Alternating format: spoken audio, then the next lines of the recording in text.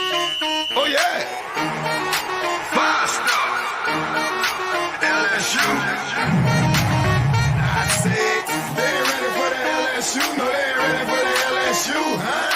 They ain't ready for the LSU. No, they ain't ready for the LSU. We the best in the league if you looking for talent. LSU going hard, but we beat Alabama, then we going out to Florida. Drown the Gators, everybody getting bucked when we step in the stadium. This the LSU anthem, you know it's a hit. You don't know another rapper two-step like this. See me screaming out the window, yelling purple and gold. I'm an LSU fan, girl, you know how we roll now. Back and back it on up, hey. Back and back it on up, hey. Back and back it on up, hey. Back and back it on up, hey. Way down in the back. Hey, TA! We are live. Welcome to the Thursday edition of the Tigers Avenue Show. Preview day here in the Tigers Avenue. Welcome in to the Avenue. Appreciate y'all joining in. Going to be a good show. Got to give us a little preview of this big weekend matchup for the Tigers. Obviously, coming off a major win in Tiger Stadium against Ole Miss, pulled off the upset of the top 10 ranked Ole Miss Rebels, which were favored to beat LSU in Baton Rouge. LSU comes out on top in an overtime, emotional comeback win. And now you got to turn around, Zach, and you got to go to Fayetteville. Doesn't get easier. Man, it is a brutal conference. It just never ends. It never ends. You got to come ready to play every single stinking week. Every week you got to come ready to play. And the Tigers certainly have got to come to play in Fayetteville. Obviously, the Hogs are coming off of a bye week. So situationally, it is what everyone would call a trap game. It is the epitome of a trap game, Zach. You're coming off of a huge win in your own stadium. It was overtime. It was an upset. Fans rushed the field. All the boxes checked, right? And then you look at Arkansas, and they had a huge win, but they got the bye week, right?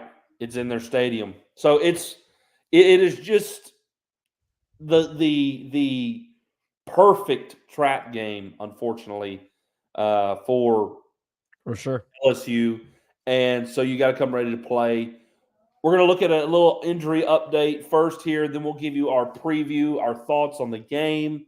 And then, of course, we'll give you our tools for triumph. How can the Tigers be triumphant in this game? Zach, just before we dive in, something that you and I have been keeping up with on the side a little bit. New York Mets currently playing the LA Dodgers. They're down in the series 2-1. They're in they're in the Bronx playing right now. They are in a tight game. I believe it's 3-2 right now. And so hopefully, Zach, for Frank the Tank's sake, the Mets can tie it up tonight. I will be watching once we finish up here. The game will still be on once we finish up. Saints and Broncos are going. Saints looking terrible yet again. Yeah, the Saints and the Broncos playing After tonight. such a strong start. I mean, the Saints look so good the first two games, and then it just fell off. Look at the Saints, and, man, you're thinking this could be the best offense in the NFL. Mm-hmm. I mean, that's what you're thinking with the Saints after the first two games.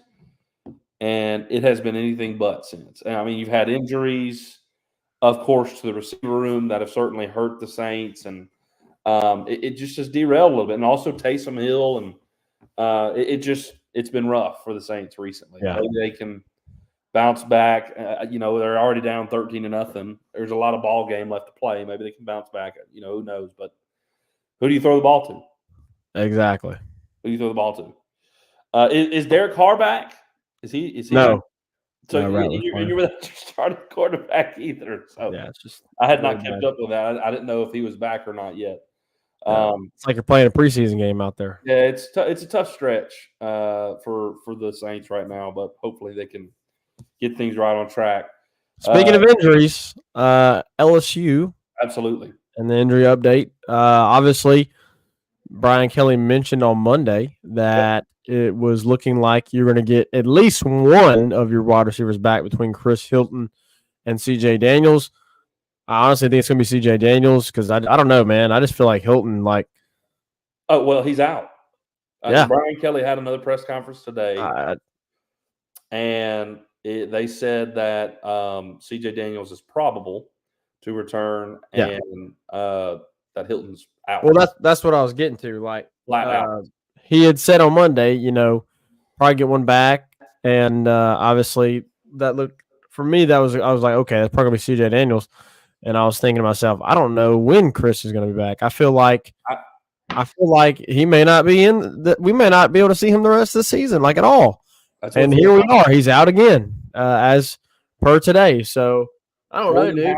The season. He's a full go per the medical staff. Like at some point, dude, you got to get off the mat. At some point, you got to get off the mat. And I'm gonna say this, and it's probably not gonna hit well. It's probably not gonna go over well. But I think this is a Chris Hilton issue. I think Chris Hilton's got to be able to get off the mat. And I think there's a little bit of timidness there. I'm just being honest. Like, you're cleared, my guy. You're cleared. Go play. Yep. What do you like? You ain't got what do you got to lose, dude? Like, this is your money year. This was going to be your money year. And here you are again. Like, what you going to do? Come back next year? Right. And sit half the season again with some other injury you got going on? Like, you got to get off the mat. Kick this injury in the face and get off the mat and start playing ball. I'm just being honest. Play through it. I mean, that may be a little bit of a harsh take, but, dude, you got to get the ball rolling here a little bit. Like, yeah. I mean, it's not like LSU absolutely needs him. Like, they've been pretty fine without him, but, dude. Nice to have him. It'd be nice to have him. Like, dude, you got to play. Like, you're full go. You're cleared. Play football. Like, play football. I don't know. That's just frustrating to me. Yeah, I mean, all I've heard you're cleared medically. So, like, what are you waiting on? Right. And all I've heard is, like, I mean, essentially what you said, he was cleared, but that it's just a pain tolerance thing. So it's kind of like, can we not, get one of those little happy shots and get rolling? Or, like, come on, bro. Like, I don't know. I don't know. I feel like something's undisclosed. I feel like there's more to it than. And maybe there is. I feel. They've called it a bone bruise, and we've heard this week because Taylon Green had a bone bruise. We've heard about it. I've heard some more about it. Like, that bone bruises, can linger a long time. But it's like, it seems like Taylon Green's going to play. I mean, now, Chris's may have been more severe than Taylon's. I mean, I don't know, but it's, you know what I mean? It's like, I'm just saying, at some point, if you're medically cleared to play, you got to get off the mat at some point. Right. Like, you got to get off the mat and say, and say, this is like, I'm a football player. This is my money year. Like, this was supposed to be my money year. It's time to go play football. Like, we're in the thick of things. You can't. Anyways, whatever. C.J. Daniels will probably play, as he was announced that he was probable. Right. It was announced today that he was probable, which is good. Reagan, what was the update on West Weeks? I think I missed that. Did he say anything about West? Nobody asked about West, so I haven't heard anything. Earlier in the week, he, I think was probable. So maybe you can double check on that and confirm that. If I remember correctly, West Weeks was said to be probable. Obviously, Zach, Craig Penn, Whit Weeks, they're kind of your go-to guys. Zach, you know what? Rewatching the Ole Miss kind of tape, I realized that Debo got in more than I realized. Debo Atkins. So I'm excited for him. The young guy, another young guy in there playing, getting reps that are so crucial to Yeah, he build did. this roster. And I did not realize early on that he had so many reps against Ole Miss, but I was thrilled to see that. Wes Weeks, I think, is going to be back, though. I may be wrong, but we'll see. We'll see. Yeah, Zach, there's a. Go ahead. Obviously, the big one of the week is Taylor Green. I mean, Yeah. that is the biggest question for this game because if Taylor Green, what's up? There's Preston. Woo pig. We got an Arkansas fan in here. Let's go. He said if we score more points than LSU, we will win. That is a great take. You know what? Phenomenal That's take, great. Preston. I can't disagree with that. You think Preston would want to come on? You think Preston would want to come on the podcast? Preston, do you want to come on the podcast, buddy? He should. He should. Absolutely. Let me. You know what? I'm gonna do this. Let's shoot him the link. Shoot him the link. Let me just shoot him the link real quick, buddy. Absolutely. He said I'm full of great takes. Our one of our buddies from Arkansas, big Hog fan, is in here. Hopefully we can get him in here. He said absolutely. So looks like we're gonna get a little P. Jones action. I just sent him the link, so Love it. Here we go. Well, we'll discuss for a little bit. Wait for him to get in here. He better be wearing Arkansas. He said, "Let me go get the laptop." he's gonna get ready here. It's gonna be a physical. He's got to get prepared. That's right. But anyways, Reagan, the injuries, yes, obviously the biggest one being Taylor Green, as you were discussing. How much available will he be as far as a percentage wise? You know, he's not going to be 100%, I don't think. But, you know, can he be 80 to 90%? What does that look like? I mean, it's a huge storyline in this game, especially early on. Well, I mean, even later on, I mean, look at Trey Harris from this past weekend.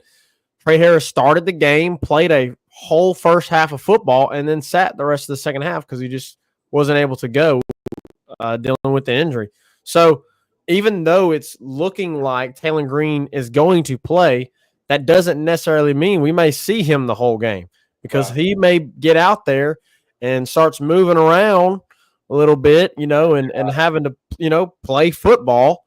And then, you know, that injury, you know, kind of creeps back in. The happy shot wears off. The pain tolerance isn't as much there. And, you know, I mean, that may be a situation that Arkansas has to deal with. And obviously, LSU will have to, you know, prepare for that and adjust for that. So you really do have to, as you know, as a defense, LSU really has to prepare for both these quarterbacks, I think, even though it's looking like Taylor Green's going to play. Yeah, here's the deal.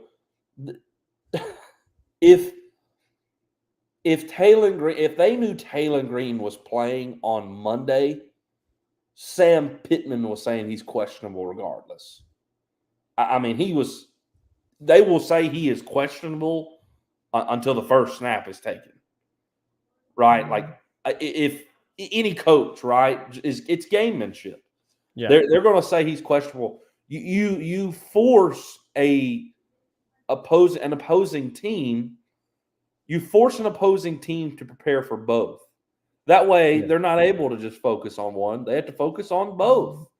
And everybody and their mama knows Taylor Green was going to be questionable this whole week, the whole way. Now, ultimately, I think he's going to play. I think he's certainly going to play. Who knows? He may have been 100% last week, by the end of last week. Right. Like, this was going to be drawn out regardless. There was, like, if Garrett Nussmeier had a little something, you know, that happened in this Arkansas game, and the next day he was like, I'm good to go, he would be questionable all the way to the A&M game. Like, there's no reason. Like, there's no reason whatsoever to just, you know, tip the cap to. I mean, maybe they will just say, hey, he's good to go. But there's no sense in not having that gamemanship, making another team plan for another person. It occupies time of practice and takes away the full focus on a certain guy, right? To game plan for a specific player. So there's no doubt he's, I think he'll remain questionable, but I like I said, he's going to play. And I think you made a great point there. It's like he's going to play. How effective will he be, right? Because we've heard about this bone bruise thing with Hilton and how it's not a very serious injury, but the pain of a bone bruise can linger for a while. And so it's been 2 weeks. How bad is that bone bruise? How intense was it? And to what degree of pain tolerance does he have? And like you said, they've got happy shots they can give him. And if it wears off, once it wears off, how's he going to be? How far can he go?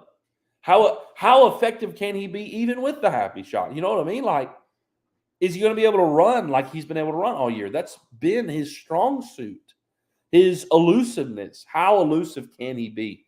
And I don't want to stray too much before Preston gets on here because I want to do the preview with him. But certainly, a liability for Arkansas is their offensive line.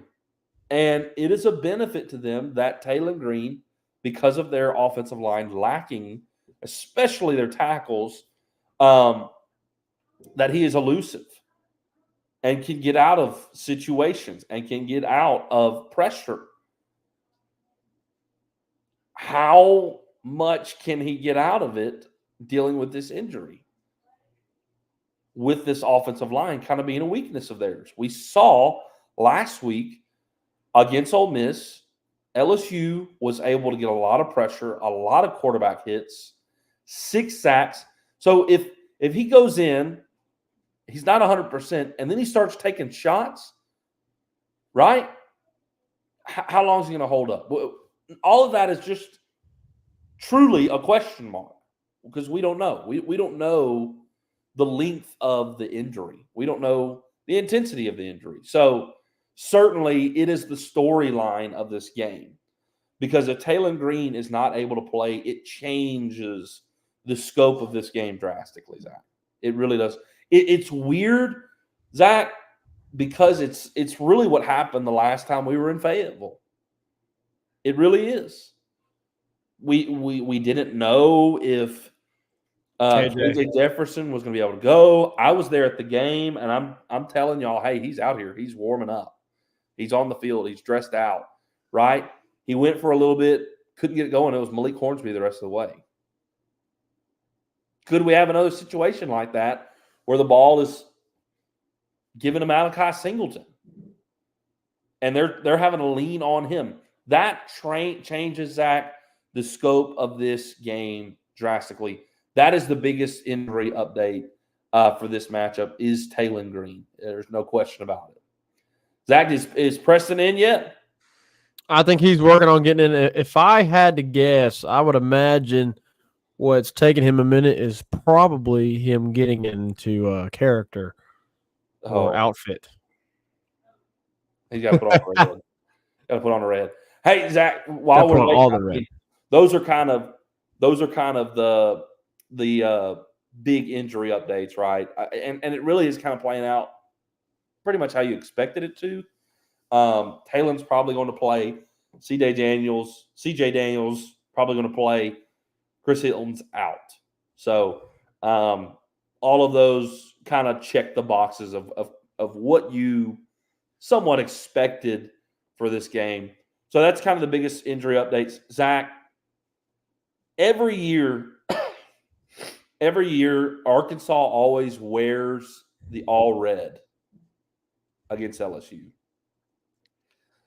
LSU announces today they're going all white. I can't lie. I'm pretty excited for the uniform matchup. All red. All white, all red. It's going to be clean. It's going to be an awesome uniform matchup there in Fayetteville. Zach, I've got to be honest. I wish I was going to Fayetteville. I was at the game last time there in Fayetteville, and I really liked it. I mean, Even though you were freezing your tail off? it was so freezing. So cold. It was an early game, literally scraping ice off the field. But I'll tell you what, Zach, this and this is part of why I'm worried about this game. It doesn't matter that stadium is not very large. That stadium gets loud. That stadium gets loud. Certainly, having a top 10 win against Tennessee has brought all the hype to this game, especially with LSU coming off a big upset. So it's going to be a ruckus crowd. It really is. What's up, Pete Jones? Pete Diddy in here. You're muted, buddy. Yeah, now can you hear me? Yes, you're good. What's up? What a nice surprise. Yo, I got the SEC poster out. I like it. I got to be honest, Preston. I thought what was taking you a while is I thought you were getting full-blown Arkansas suit with Arkansas Razorback head. Like, I thought you were going Dude, actually, hold on. I was looking for something. I just remembered where it's at. Hold on. It looks like the lamp back there looks like it's an Arkansas lamp. Oh, dude, that's an Arkansas lamp for sure. That ain't my lamp. I'll tell you what, though. Here we go. That looks like your grandma gave you. Okay. Ashton brought the lamp. So, okay. So this is the game day fit right here. Yeah, and then you got one of these. I mean, okay. I mean, woo pig. Man. I mean, you can't go wrong. I mean, Preston's a pretty good looking dude. You know. Pause. I try to be. Pause, but I don't know if I can do the red. You know. Preston, we were just discussing. I don't know if you saw this, but Arkansas is going all red on Saturday. LSU is going all white. Okay, that's kind of odd. They typically go all red against LSU. Yeah, all white though. That doesn't really look like. That's just going to look like a striped stadium. LSU has not gone. I don't know the last time LSU wore. Actually, the last time LSU wore something different against Arkansas was probably 08-09 season. The gold helmet with the gold helmet and the white tops, white pants. So this is probably the first time, if I'm correct, that LSU has changed uniforms since that season. That was a season that Chad Jones decapitated an Arkansas player in the end zone. If that play was in today's game, brother would. It's targeting. Out the game. Yeah. That was. I guess that was that 2008, 2009. It was 2008. Yeah, I'm sorry. I was confused. I thought y'all were talking about. I didn't know y'all were talking about the uniforms. I thought you were talking about like the stadium fan configuration. No. That's what I thought you were talking about. Uniforms. Okay, yeah, I got you. So this will be the first time since 2008 that LSU has gone with a different uniform combination other than yellow, white, yellow against Arkansas. So they're going all white on Saturday, which I think will look good going up against the all red of Arkansas. Yeah, that'll look sweet on TV for sure. That'll look pretty sweet. Yeah, Arkansas has dubbed this. At least I saw it on their social media. Preston, you correct me if I'm wrong, but they've called it a red out. All the fans are supposed to wear red. The uniform's going to be red. Red bottoms as well. So it'll be a great game. So with that being said, kind of getting the preview of this game, the details of this game. So I'll kind of direct it for both of y'all, okay? Okay. Preston, since you've hopped in here, I want to know, for Arkansas fans who've watched every game, what is the greatest strength for Arkansas? What is the greatest weakness for Arkansas? Dude, honestly, I can't believe I'm saying this because I've never said this in the history of watching the Hogs, is our defense. Like, it is. Like, I've never watched a Razorback defense be this good because always as a kid, I just remember always growing up watching games, and I haven't watched every game this year, but like watching games, it's always been like our defense just, kind of mid. Yeah. And then all the hype of Bobby Petrino coming in this year, we're like, oh, our offense is about to be just on fire. And really, I mean, it has kind of, but our defense has kept us in a lot of games. So I'd say defense. And then I would say weakness is just stupidity. Like some bad IQ stuff. I think it was I want to say it was the Oklahoma State game. I feel like it was the Oklahoma State game. There was just some A lot of stupid bad stuff in that game. stuff. There was And a then lot of Taylon bad Green, like he just didn't have a sense of urgency. And then I think we had a flag where we body slammed somebody. So it's stupid stuff like that. So yeah, strength is defense for sure, but weakness is just the low IQ and passing. I mean, I feel like passing is kind of very mid this year. Not as good as we want it to be. I mean, Taylon Green's a lot better on the ground. I think a lot more of a he makes threat on things the happen. ground than it through the air. Yeah. so, Yeah, for sure. So whenever in the passing game, are y'all essentially like fully leaning on Andrew Armstrong? It seems like it. Yeah, it seems like it. Yeah. Is the tight end, isn't it Luke Haas? Luke I Haas. mean, is it last? No, yeah, it's Luke. Yeah, Luke Haas, isn't that the tight end? Yes. That's I mean, last year, Buddy gave us a lot of problems. Dude, yeah, Luke went lot off on us last year. Like if I'm Petrino watching the game from last year, I'm scheming something for Luke Haas. Yeah. He ripped us a new one last year. Well, I feel like with Taylon Green not just being, Bobby's offense historically has been just an explosive, I remember like watching Ryan Mallett back in the day. I remember the first game watching Ryan Mallett, and like really the first deep pass I ever saw Ryan Mallett throw, I was just like, you got to be kidding me. And that was just what Bobby's offense was, very explosive, fast, but Taylon Green is just not completely there yet. And so I think having those check down guys and players like tight ends, I love tight ends. Tight ends, to me, I like them better than receivers. I love watching tight ends because they're a quarterback's best friend. So they're the ultimate mismatch. For sure. Yeah, for sure. They're too oversized for a DB, and they're too quick for a linebacker to keep up. It's a match. It's a mismatch. It's a mismatch nightmare. Sure. So you're absolutely right. And to your point, I mean, Mason Taylor has been that for LSU this year. I mean, so far he's pretty much separated himself as the best tight end in the SEC, and has been Nussmeier's safety blanket many times, especially on the game-tying drive against Ole Miss. I mean, who was he looking to on 4th down and 4th and 7 early in that drive, 3rd and 10 on that drive? He found Mason Taylor. So you're absolutely right. Quarterback's best friend is a great tight end. So, Zach, I'll kind of direct the question to you now. I asked Preston, greatest strength, greatest weakness. What is LSU's greatest strength, greatest weakness, Zach, specifically relating to this matchup with Arkansas? I think LSU. I think that they will find success in the passing game, which obviously we know that. I think LSU's wide receivers are going to outmatch Arkansas's DBs. Arkansas does have a really good defense, and I do think that their defense will give LSU's offense a little bit of fits. I just think that LSU has a little bit of an advantage there going up against that secondary. Not that they're a bad secondary. I just think that LSU's receivers are slightly better than Arkansas's defensive backs. Obviously, the weakness, here's where the biggest weakness is. LSU's biggest weakness on defense has been the secondary, but here's where I'm worried about in this game.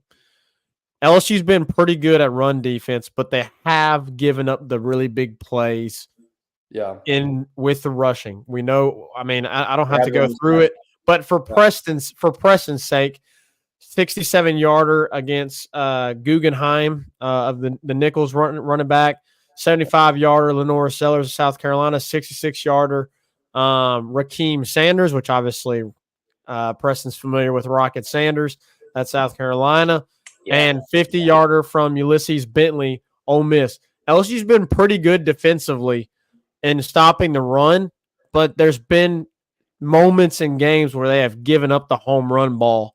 And And the good news for Arkansas is they have a really good running back in Jaquindon Jackson. Jaquindon Jackson is one of the best backs in the SEC. He's already got 10 touchdowns on the season. He's almost at 100 yards, 100 carries on the season already as well, which is just insane because you think about LSU's leading rusher, Caden Durham. He's at like 41 carries. Jaquindon Jackson's at almost 100 carries. He's at 99 right now, which obviously he'll go well over 100 carries in the LSU game. He's close to 600 yards rushing.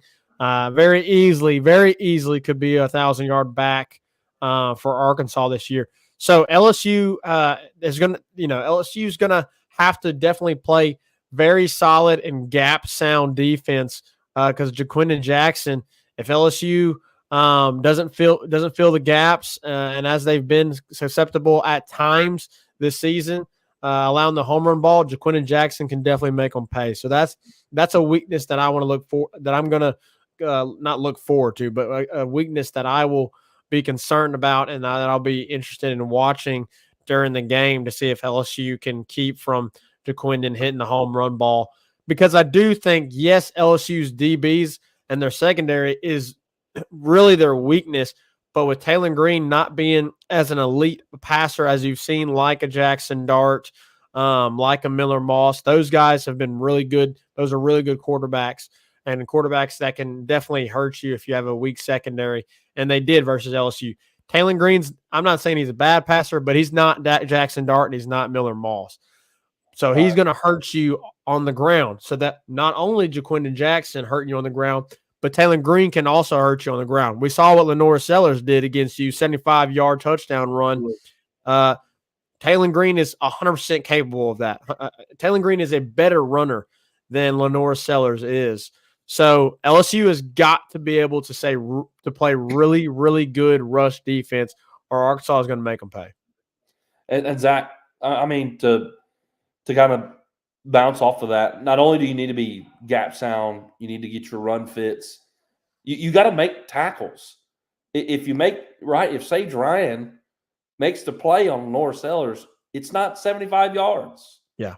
If Jordan Gilbert makes the play on Ulysses Bentley, it's not a 50-yard touchdown, right? Yeah.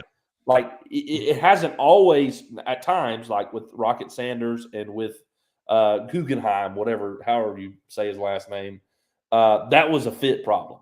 Those were fits that you missed. Yeah. But two of them have been missed tackles by the safeties. So if there's an opening that they slip through, our safeties have got to be willing to come up and make the tackle. Yeah. And they've been lacking in that certainly at times. So, but you're absolutely right. Where Taylor Green, can't throw the ball, he certainly can. Well, he can, not as elite as we've seen with some of the quarterbacks we faced. He certainly can hurt you with his legs. There's no question about it. There's no doubt. And it's going to be something to watch. I mean, you think back to 2 years ago when Malik Hornsby played LSU, and both him and KJ Jefferson, it was kind of like we need to be prepared for them to scramble. I mean, both of them had the ability to get out of the pocket. And they used Harold Perkins to really hone in on the quarterback, and it was really a massive game for Harold Perkins. If you remember, it was like 3 tackles, 2 forced fumbles, multiple tackles for loss. I mean, really just had a career day. And so do we have something like that? Are we prepared with Witt or Greg in the middle of our defense to have a guy looking for that? I mean, do you not? I would think you would almost have to. You have to. Yeah. You have to have somebody that can spy. Maybe not every single down, certainly, but in key downs, like your third downs where obvious passing situations and your DBs have their back turned to the quarterback, you got to have somebody watching the quarterback. Or a 3rd and 10 can turn into a 15-yard rush first down pretty easily for Taylor Green. So no doubt, I think we got to plan some kind of spy, if you will, to be prepared for that. There's no doubt. Preston, we were talking about this a little bit. I don't know if you've heard anything or not. It seems like Taylor Green is playing. Do you know the length of that injury, how intense that is? I mean, is he going to be 100% on Saturday, or is there some question about whether he'll be able to go the whole game or how effective he'll be? I mean, is there any doubt in that when it comes to Taylor Green? Honestly, I have no idea. I'll be honest with you. I don't know. Okay. Well, hey, I've got a I good haven't heard anything. I've got a I good will follow say, question. though. Go ahead. Go ahead. No, go ahead. I was going to say, okay. So even though we're not sure of an update, let's just say that he's not a full go. Let's just say he's not as effective. How confident are you in Singleton, Preston? Because obviously you watched him in the Tennessee game, be able to finish that drive off right and give Arkansas the lead there late in the fourth quarter to give them the win over Tennessee. So how confident are you in what's his first name? I'm going blank on his first name. It is Malachi. Malachi. Thank you. Yeah. How confident are you in Malachi Singleton in taking the reins over Taylor Green if he has to go? I do, because from the sole fact of Taylor is not, like you said, he's not an elite passer, right? So I think Singleton can probably make plays with his legs almost just as good as Taylor Green. So I'm not too worried about it. Obviously, like in the Pine Bluff game, now we're talking about Pine Bluff, which a game I didn't watch, but I heard that all three quarterbacks that played, again, it was Pine Bluff, but were really impressive, right? So I've got confidence, and another reason I got confidence is I trust Bobby. Yeah, I trust Bobby, and Bobby's gonna call a game plan that fits his personnel. So not ideal, but I mean, if it happens, it's not like we're missing some elite passer if Taylor Green can't play the whole game. Yeah, you know? Yeah. I feel like that is a saying that Arkansas fans have probably adopted this year is in Bobby we trust. Yeah, right. In Bobby we trust, right? And right now, he's having to deal with probably an offensive personnel wise that is probably not quite where they want to be. They probably want to have a little bit more playmakers. We obviously know what Jackson can do, but you probably want a quarterback, yes, that can run the football, but probably a little bit better passer.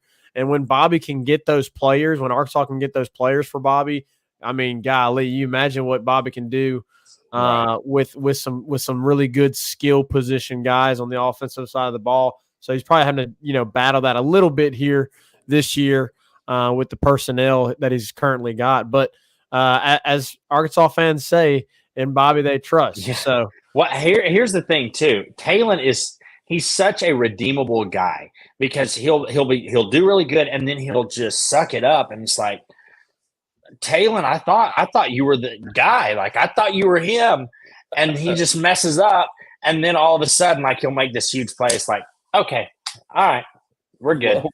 We're good. So what you're telling me is he's inconsistent. Yeah, he's a little inconsistent. Yeah. Little inconsistent. So yeah. Nevertheless, I trust him to make a play. He's an athlete, so it may not be how it's drawn up. But I want to go back to something that y'all were talking about, LSU being disciplined, and you always see this. You seem to always see this in just the game of football, is when plays go different, especially on special teams. For example, on a kickoff, the returner fumbles or he picks it up, and all of a sudden it seems like the defense always gets undisciplined at that point. Like, if something goes wrong for the offense, the defense becomes undisciplined, and you see that consistently. Just more reactionary, yeah, right. And so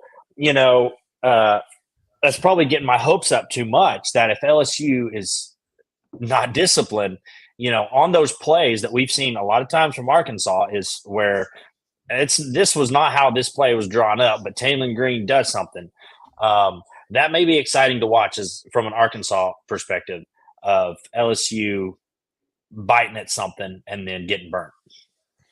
So that one thing I want to discuss, Preston, and I kind of want to get your take on it. From what I've heard from different Arkansas analysts and whatnot, so LSU right now probably has the best edge rusher in the SEC in Braden Swinson, who is well on his way. Zach, I can't believe I'm saying this, but is well on his way to breaking the single season record for LSU in sacks. Yeah, Arden Key, 12 sacks in a season. I mean, you think about the defensive lineman LSU has put into the league. Yeah. And to be sitting here saying today that Braden Swinson is certainly on his way and on pace to breaking LSU's single season record for sacks is impressive. Preston, LSU got 6 sacks last week against Ole Miss, and 6 of them were sacks. We hit Jackson Dart a lot more than 6 times. Obviously, Braden Swinson got 2, and then, of course, Whit Weeks was a problem as well. He got 1, forced fumbles. It seems like LSU's defense maybe has turned a corner. Here's where I would be concerned, Preston, if I'm an Arkansas fan.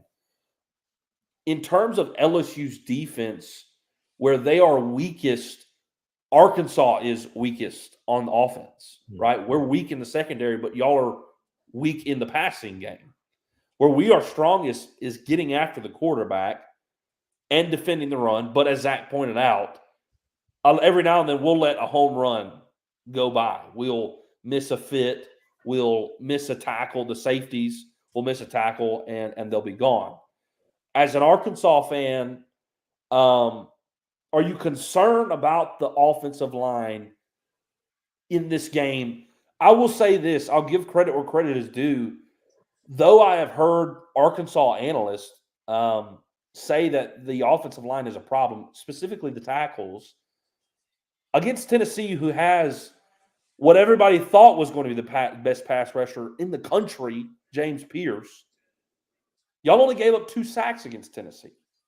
So what are your thoughts? Is it a problem? Have they improved? How do you expect that to affect this game? Do you think it will at all? Well, I'm going to go back to last year. Is the surprising thing about last year is Pittman's an offensive line guy. That's his wheelhouse, right? And last year was just a disaster in everything, right? And the hope going into this year was now that you have an OC in Bobby Petrino that you can literally trust, and he's got head coaching experience, that he can literally take that offense and run with it. And so Pittman can focus on his expertise, offensive line. With that being said, it's been kind of disappointing this year. It's been kind of underwhelming. You would think, okay, Pittman's offensive line should be better. So yeah, I'm worried about it. Absolutely. 100%. Because again, it's just, I think you have high expectations when you're talking about a Pittman line, right? And it's very underwhelming this year. And with the Tennessee game, I can't speak for the Tennessee game as much because I watched it very sporadically and got to actually watch it consistently in the fourth quarter, which was the best part. But of course, yeah, no, it's all the offensive line all year has been a concern. Yeah, Zach. So last week, to flip things here. Last week we're going into the game with Ole Miss, and I mean all you've heard about Ole Miss is that they have this revamped defense. It's far better, especially on the defensive line. And look, going into the game, they led the country in sacks. 24 sacks on the season. But LSU and this offensive line that without question has 2 first-round picks for tackles in Emory Jones and Will Campbell allows 0. How crucial, Zach, is it in this game that they repeat that kind of performance when we're looking at Landon Jackson, who is a relentless pass rusher? I mean, how important is it to this week to keep Garrett Nussmeier on his feet? I mean, it's extremely important because I don't think LSU is going to have a lot of success running the football on this Arkansas defense. I mean, shoot, LSU hasn't had a lot of success running the football against anybody. No. We know what they have to do. They have to throw the football. So it's extremely vital in the same way that it was against Ole Miss. And, as you mentioned last week, LSU fans got nervous because you're going up against the Ole Miss team, as you said, that was leading the country in sacks and was fortunate enough to not give up a single sack against that Ole Miss defensive front, that defensive line. So, I am of the mind, that I don't think that LSU is going to give up a sack. It's crazy to think that, but like I go into each game not really thinking or worrying about LSU getting sacked. If you do, like if the opposing opponent, or Arkansas in this case for this week, if they get a sack, you just have to kind of tip your cap and say, like, great job, because it's going to be very rare, to do it against this LSU offensive line. So them keeping Garrett Nussmeier upright is going to be huge because it's going to allow him to have time in the pocket to be able to pick apart the Arkansas secondary. And obviously LSU's got the receivers to do so. My concern will be, obviously, if Garrett Nussmeier, which we saw last week, he struggled a little bit and, he turned the football over twice. So in a hostile environment, on the road, big SEC game, Garrett Nussmeier has got to be able to protect the football. And when you're going to throw the football 45 to 55 times like he did last week against Ole Miss, and I assume it's going to be near the same against Arkansas. I mean, they're going to rear back and they're going to throw it somewhere between 40 to 50 times in this ball game, very likely. So you got to be able to protect the football. We expect the offensive line to keep the pocket clean. I'm sure there'll be some pressures throughout the game, but for the most part, we expect this offensive line to keep him clean. So if you're getting kept clean, you got to be able to make the really smart decisions. He made some ill-advised decisions last week against Ole Miss. Luckily, the defense stood up and it didn't bite them in the butt. So that's going to be a huge, huge task for Garrett Nussmeier, making sure that he's been being extremely smart with the football. And really, for the most case this year, he has been. All right. So, Zach, with that being said, we've got about 10 minutes left here. We have some comments, so we can hit a break. We'll come back. We'll address those comments, and then we'll give our tools for success, tools for LSU to have some to triumph there in Arkansas. And I'll let Preston give his as well. What's Arkansas's tools for success in this game? And we'll discuss that right after this. 5-Star Hero, your intro and outro music for the Tigers Avenue show. They ain't ready for that LSU. Go check out all his other music on all the major platforms. Don't forget to follow him on Instagram at Saints Anthem and at Twitter at One Nation Doty. Don't forget to check out his Facebook page for all his Saints and LSU merchandise. Can't get any better than Sarah Klein Stevens, attorney at law. Her firm focuses on the needs of the elderly and maintaining their dignity throughout the process. Here for you, here for your family. Sarah Klein Stevens, attorney at law. Right back at it here in the Tigers Avenue show to wrap things up. Look at some tools for triumph here for the Tigers and for the Hogs as well. Zach, we got. It looks like a Hog fan here in the. Yeah, Cody Belasco. Preston, I don't. Do you know this guy? Do you know Cody Belasco? I don't know, but I think I like him. He said he doesn't know, but I like that. I like that profile picture. Yeah, he said, "Go Hogs!" Y'all don't realize what kind of environment LSU will be walking into. I think we could probably realize what environment they're walking into. I don't think it's any different or any greater than 3,000 at Death Valley, Cody. But it's hostile though. This is hostile. This ain't friendly. This is a 4-2 Arkansas team that just beat Tennessee. That's right. DW Reynolds Stadium is It's gonna going be to popping. be the loudest it's probably ever been. And I was there for the Texas game a couple years ago that was a record attendance, and it was crazy. I hadn't seen the stadium ever like that. So, I mean, I'll tell you this right now.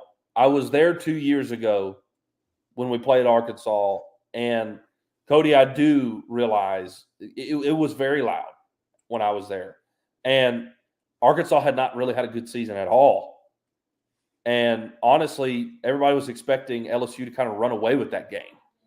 And it ended up being a 3-point game, really close on a cold Saturday 11 o'clock kickoff game. And it was really stinking loud in that environment. Freezing cold, early in the morning game. And it was jam-packed and they were loud. This is a night game. There's not going to be ice scraped off the field on Saturday. It's going to be a night game. As Preston pointed out, coming off a top 10 win against Tennessee. Now you have another top 10 LSU team coming off a huge win. It is the epitome, as we've already said, of a trap game.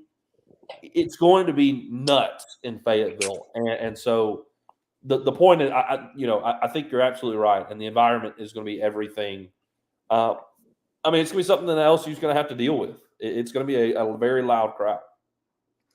He said being one-dimensional is going to bite LSU at the end. That's only going to work for so long. Arkansas's defense will be too much. It could be. It could be. But we also are kind of one-dimensional too. That's the problem. I feel you, Cody. I have faith in our defense, but we're kind of in the same boat a little.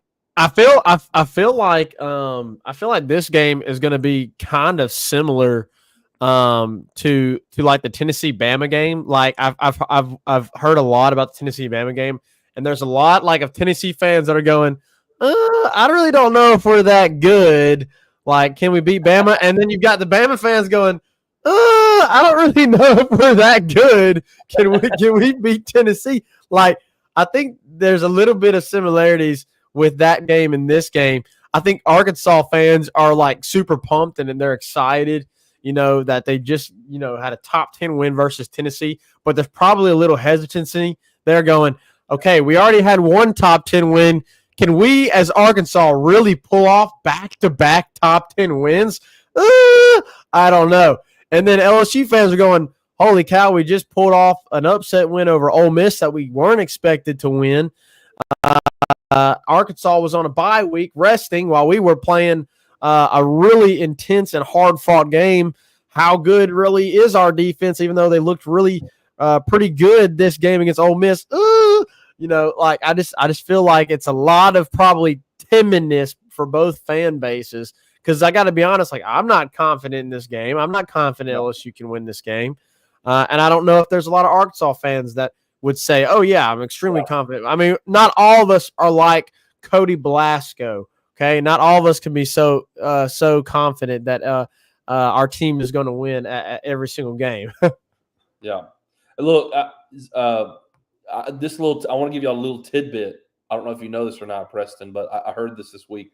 This is the first time ever in the history of Fayetteville that two top 10 teams back-to-back are coming to Fayetteville, consecutive weeks or consecutive games. First time ever. I did not know that. Ever. That's crazy. That's weird. Yeah. The SEC, too? That's weird.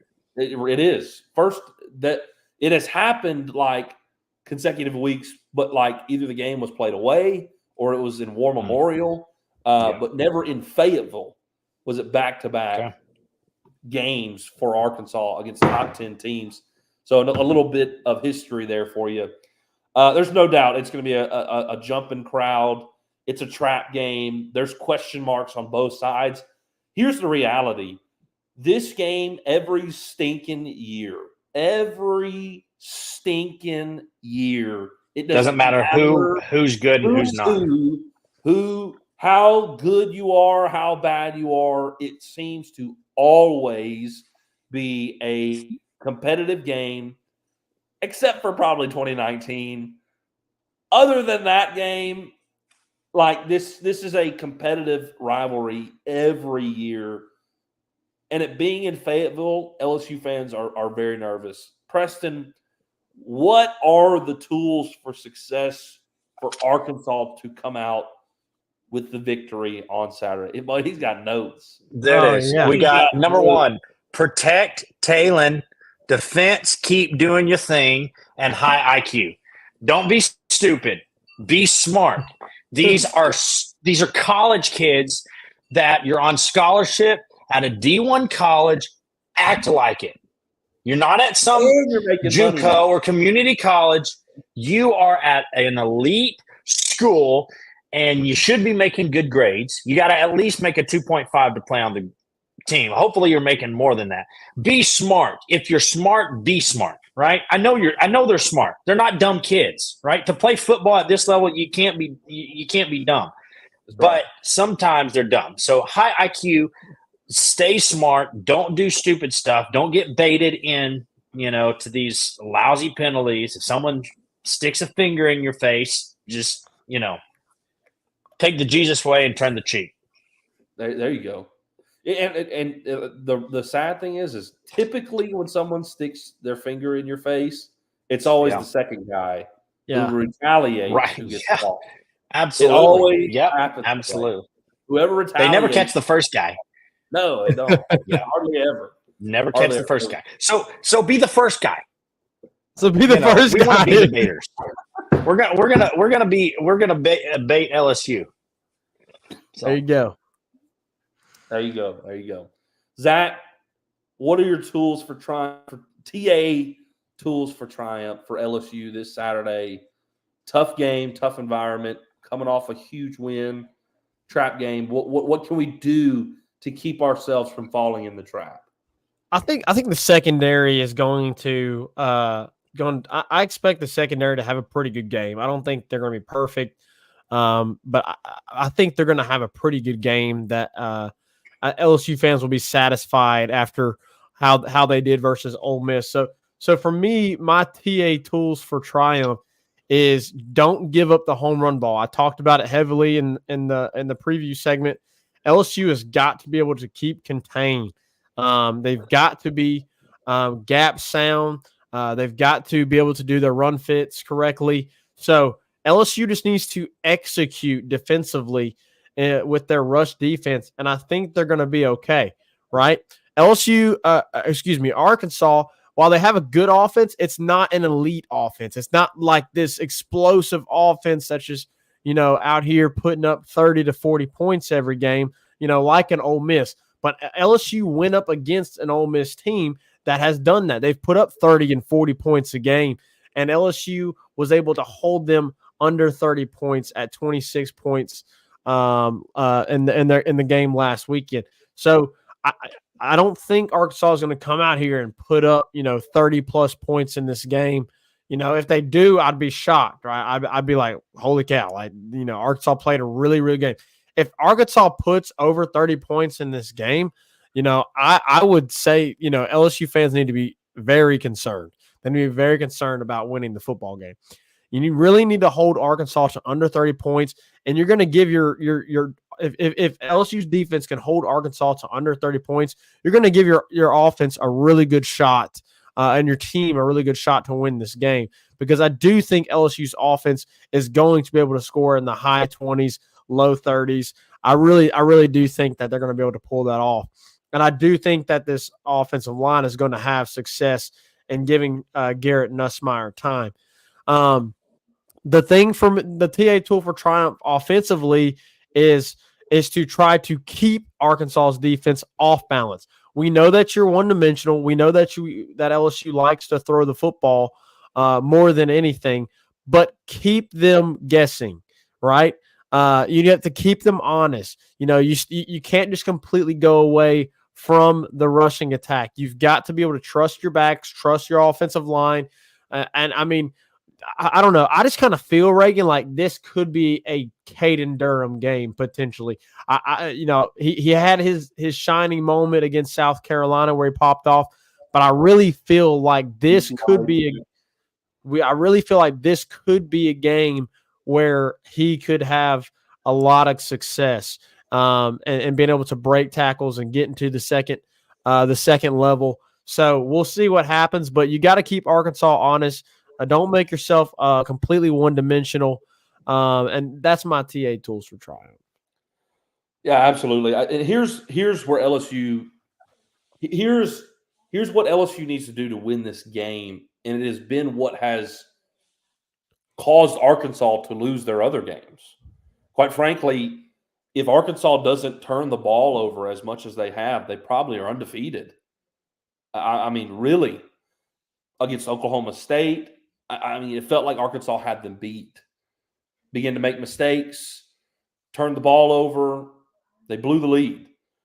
Against Texas A&M, with Marcel Reed in, I really felt like Arkansas was the better team that day, but the turnovers cost them. It was a detrimental thing for them in both games. If LSU wants to win, you got to create turnovers. Get after Taylon Green or Malachi Singleton, whoever it is. We've seen multiple times this year. Braden Swenson's got the strip sack. They had 2 strip sacks last week. Whit Weeks was able to strip the ball from their running back last week. We got to do things like that. Zy Alexander needs to go find an interception. If you can create turnovers in this game, obviously taking possessions away from Arkansas, putting the ball back into the hands of Garrett Nussmeier in this offense, I think you'll win this game if you create a few turnovers.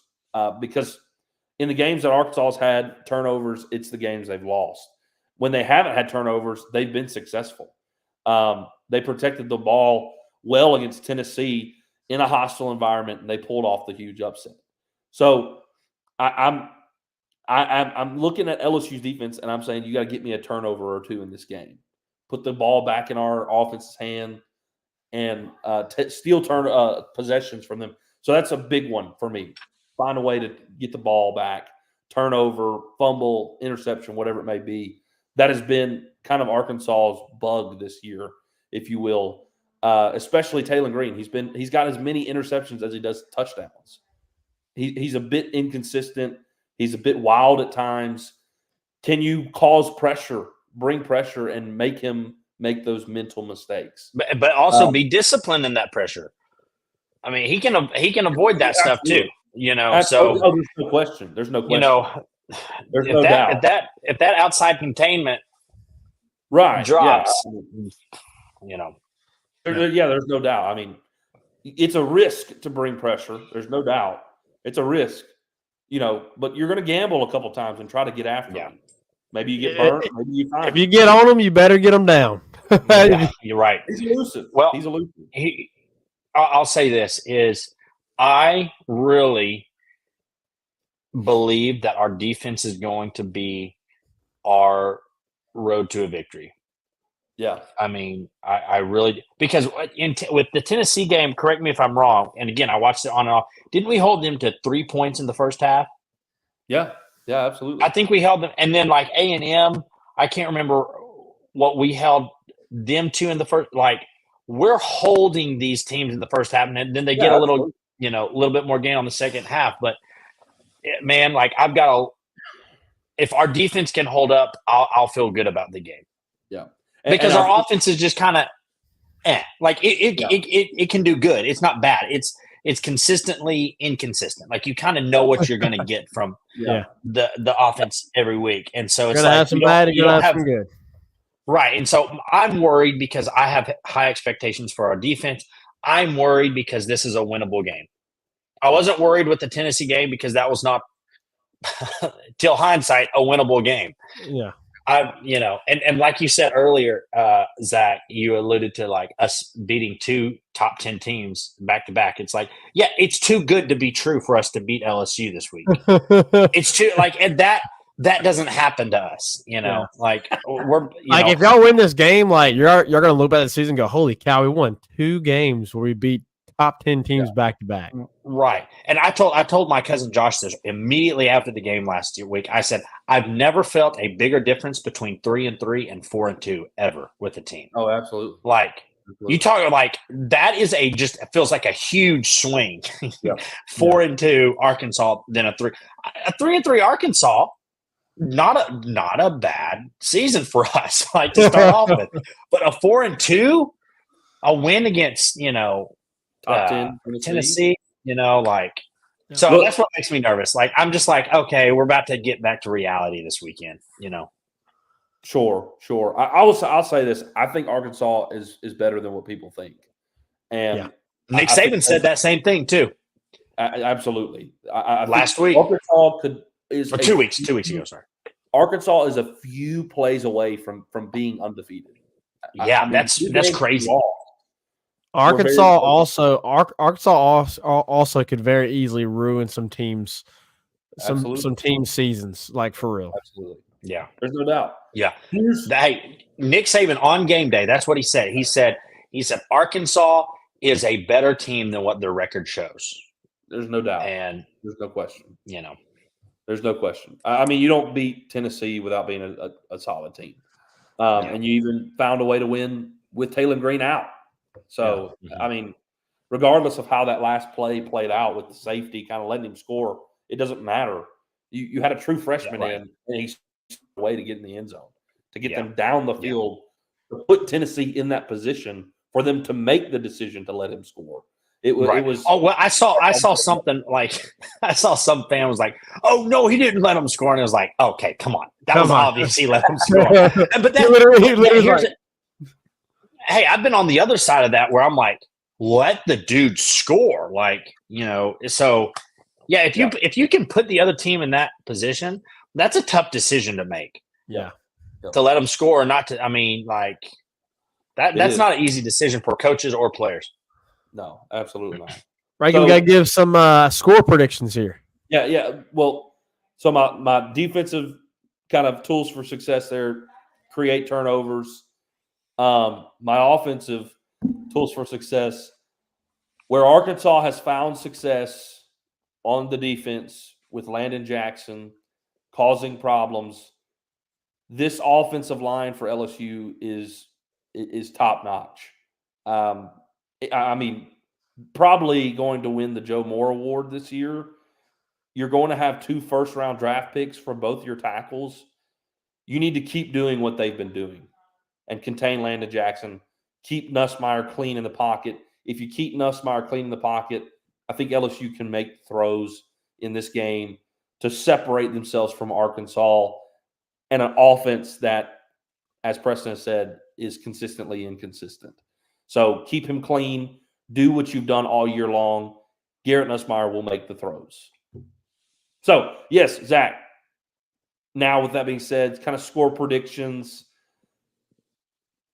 P. Jones, I know you're probably going to have Arkansas winning. What's the score? What's the score? I don't know. Game? Initially, I was like, "Oh, this is going to be a knockdown, drag out." But then I was thinking, "Oh, I don't know. Maybe this just one team takes it." But I think I'm gonna stick with the first one because it's LSU Arkansas. Okay, it's going to be Heart Attack Central on Saturday, right? So, eat your veggies because otherwise your veins are going to get clogged and you're going to have a heart attack. So, although I'll be drinking like 10 of these in the course of the game. Let's go. I'm calling a classic. I'm calling this is going to be a nail biter. I'm going to say 24-23 Hogs. Oh wow, 1 point. Okay. 1 point. Where this is going to be a nail biter. 24-23 Hogs.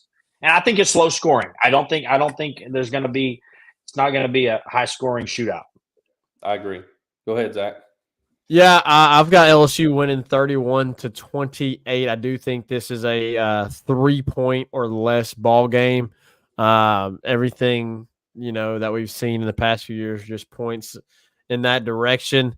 I do think that LSU overall is a more talented team, but I think because and I do really like LSU's matchups.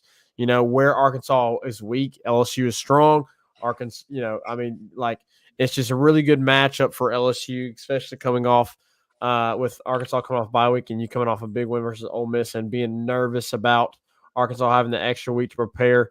But because Arkansas has had that extra week to prepare, LSU just came off a big win versus Ole Miss. If this was at LSU and Arkansas didn't have a bye week, I would probably pick LSU to win probably by 10 points to 2 touchdowns. But with it being on the road, Arkansas having a bye week, even though I feel like LSU has really, really good matchups in this game, I really just feel like it's going to be close with all those factors. Absolutely. What's your score again was what? 31-28 LSU. 31-28. I got LSU winning it 27 to 24. The history has repeated itself for several years now. It's been 3 straight games, make it 4 straight games this year of this game being decided by 3 points or less. It's going to be a nail biter, as Zach said. It's just too much of a trap game not for there to be chaos. It is the perfect game, LSU Arkansas, for there to be chaos. It's going to be, to me, a nail biter, and it's going to be very close. I think LSU squeaks it out because of the offensive line. Our offensive line has just proved time and time and time again that they are the rock-solid foundation of this team. They are the one thing you can depend on. And I think because of our offensive line, we keep Nussmeier clean. He makes the throws to get us past Arkansas. I'll put it that way. To get us past is going to be very tough in Fayetteville with a full crowd. I honestly think, Zach and Preston, that there's probably going to be some kind of record crowd on Saturday, top 3 in Fayetteville history, something like that. It could be. And again, like I think I was there for the last one, and that's when Arkansas beat Texas in 2021. They said that was a record attendance, and so I think that still holds till today. But it very well could be absolutely a night game. This weather too, like come on, man! Like this is now. I agree. This game should be the last game of the season, right? This should be rivalry. I agree. Although now I want them to move it. I want Texas to move there for us. But hey, before you guys go, I know you're wrapping up. I want to play you my favorite LSU Arkansas moment. This is my favorite Arkansas LSU football moment. This 2010 number 5 LSU versus number 12 Arkansas right before the half. Do y'all remember this? I don't know. This is 6 seconds before the half. It's tied 14-14. And we ended up winning this game, I believe. So let me back this up, and I just want to play this for you. This is Ryan Mallett to what's his name? I think it was Kobe Hamilton right there. Kobe Hamilton. Yeah, this is Ryan Mallett to Kobe Hamilton. Yep. Look at that CBS score. I mean, like here it comes. I remember this, and boom. Yep. Oh, hell. Yep. They thought we were going to take a knee to go in. You thought. Favorite Arkansas LSU moment right there. Yep. They beat us that year. Zach, I think my favorite LSU Arkansas moment. I have 2. Y'all beat us that year, right? Yeah, I think so. Yeah. I have. It went to overtime too. Go ahead. It's so many LSU Arkansas games go to overtime. Oh man, yeah, I'm gonna say 2. And they're like 1A, 1B. First one being the punt return from Tyrann Mathieu in Tiger Stadium when it was 1-3, Arkansas LSU. Yeah. And then the Jarvis Landry one-handed spinning I forgot about that. Touchdown catch. I mean, the most. The receiver was in front of him. The most or the DB. I'm sorry, the DB was in front of him. Yeah, it's the diving on the ground catch I've ever seen. He literally is. Wait, which one are you talking about? Because Jarvis Landry has 2 against Arkansas. Well, it's the one where he's like spinning in the back of the end zone and snags it one hand. Oh, like yeah, midair, he's twisting his body. I was talking about the one where he dove. The DB was in front of him. He was behind the DB, and they were diving to the ground, and he went over the Over the DB and grabbed the ball. That was the same game. That was the same game. But no, I'm talking about the one in the end zone. You'll have to. You'll have. I know to what you're talking about. You're talking about the one-handed. Yeah. I mean, I don't understand physically how it was possible. But he Velcro. literally jumps, leaps, spins his body midair, snags the ball one hand, and falls in the back of the end zone. It was incredible, and he didn't fail.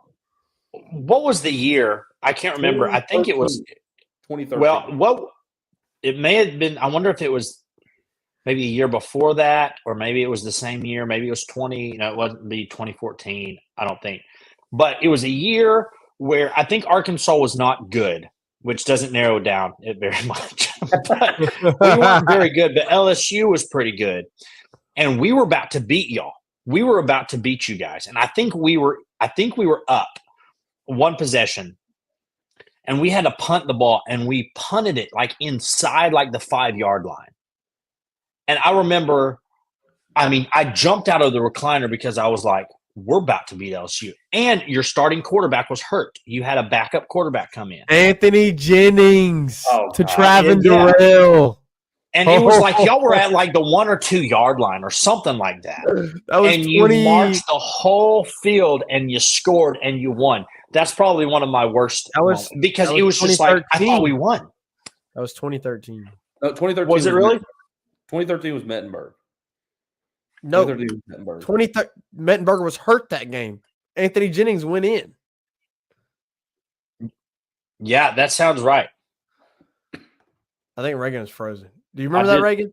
I don't know what happened.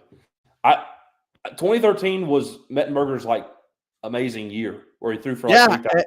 And Anthony Jennings had to go in to play quarterback for him because he was hurt. I guess I forgot that. On that last drive. It was a game-winning drive. I need to go watch the highlights on the 2013 game. Clearly, it was close. I do remember it being close. I do. All right, look, we're going to solve this right now before we go. LSU rallies late after losing Mettenberger. Jennings rescues number 17 LSU in a 31-27 win over Arkansas. That was 2013? 2013. I jumped out of my recliner because I was so happy after that punt. I've never been more happy after a punt. I said, we won the game. Little did you know. Yeah. Then we threw a bomb to Traven Durrell. Because if y'all remember, I don't know if Preston probably doesn't, but Reagan, if you remember, Jarvis Landry told the offense coordinator to go to Traven Durrell because they were doubling him. Yeah, I do remember that. And I think I've heard that story. Jarvis Landry, which is the receiver that made those amazing catches. They started bracket covering. Yeah. Yeah, he was getting doubled. He basically called the play to go to Traven Durrell with Anthony Jennings, and we threw the bomb. Yeah. Yep. I gotta watch those highlights. Definitely gotta watch the highlights. Point being, everyone who is listening, LSU Arkansas, the history is unlimited. Yeah. And I think they're going to make some more history on Saturday. I think it's going to be a fantastic game. All things considered, it is boiling up to be another huge game, and I fear to play Arkansas every single year. I flat out will be honest. I'm picking LSU to win. I will not be surprised at all if Arkansas upsets. I'm the same. Vice versa. I'm the same. You just don't know. Like, we can say whatever we want to say, what we think. It doesn't matter, man. It's gonna be. I'm gonna be so nervous. Like, oh gosh, golly. Well, all right, guys. I'm so happy we had a bye week, though. I was just like, I was so happy to not watch Razorback football last weekend. I was just because also I had to it was such a busy week as it was. I had to preach the next morning. I'm like, I'm so glad I don't got to watch Razorback football. Like, I was so relieved. That's hilarious. It was homecoming weekend last week for us at church, and Donnie Parrish was here to preach our homecoming service. So we got to watch the LSU Ole Miss game with him. Thankfully, I cool. didn't have to worry about anything on Sunday morning because, of course, Donnie had to worry about it. So I was able to watch the Ole Miss game, but having to worry I'm about preaching this Sunday too, so I don't know. It may be the worst sermon I've ever preached. If I'm not ready by game time, I ain't doing no studying during game time. Oh my I hear goodness. you. P. Jones, appreciate you joining in here, buddy. Hey, thanks. I was just sitting here watching playoff football or playoff baseball with some of my dogs. There's one dog right there, and I'm dog sitting all 3 dogs, and so I was just sipping on some Dr. Pepper, watching the Dodgers play the Mets, and hopped on here. So this is awesome. Cheers. And they're whooping the Mets. Great night. Cheers. Zach and I should have been camping tonight. We were actually going to be camping tonight, but things happen. Plans change. All right, guys. Appreciate all y'all being in here. P. Jones, appreciate you as always. It's been a great show here at Tigers Avenue. Big game this weekend in Fayetteville, LSU versus Arkansas. For the Golden Boot, we'll see how it goes. You never can tell. We'll see you next time. We'll recap everything on Monday here in the Tigers Avenue show. Vice here, take us out. Peace.